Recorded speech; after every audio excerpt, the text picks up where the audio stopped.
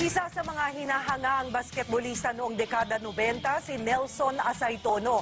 Halos lahat ng award sa PBA, puwera lang ang pagiging MVP na iuwi niya.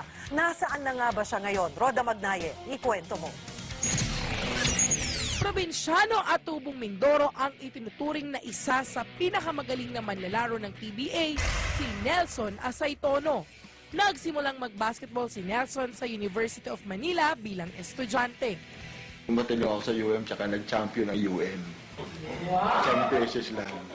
Taong 1989 nang makapasok siya sa Pure Foods. Dahil sa kanyang bilis, taas tumalon at lakas magdang, tinawag siyang The Bull. Kaya ang ilang PBA players asar daw sa paglalaro niya. April 7, 2005 nang gawin ni Nelson pang 12,268 point niya. Pang-pito sa may pinakamaraming nagawang puntos sa PBA. Actually, halos lahat ng award nakuha ko na eh. No? Ang isa lang talaga ang hindi ko nakuha, yung MVP. Sa paglipas ng panahon, tuluyang nagbago ang ikot ng bola sa buhay ni Nelson. Lalo na maghiwalay sila ng kanyang asawa. So, yun lang yung ano ko sa sarili ko na hindi nagkakaedad ako na hindi ako nakakabuo ng pamilya. Pero nandiyan yung mga bata, nandiyan lang yan eh.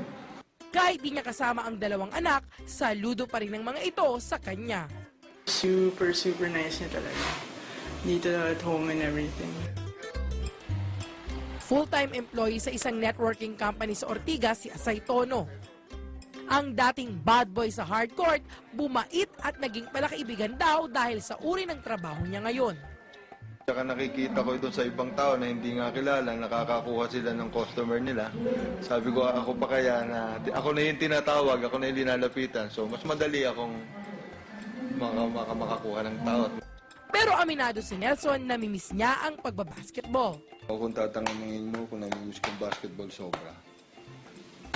Kaya lang, hindi na natin pwedeng ibalik yung kahapon eh, diba? Na-foul man sa ilang aspeto sa buhay si Nelson The Bull Asaytono, tuloy pa rin ang pagsugod sa mga hamon tulad ng isang toro. Roda Magnaye, News 5.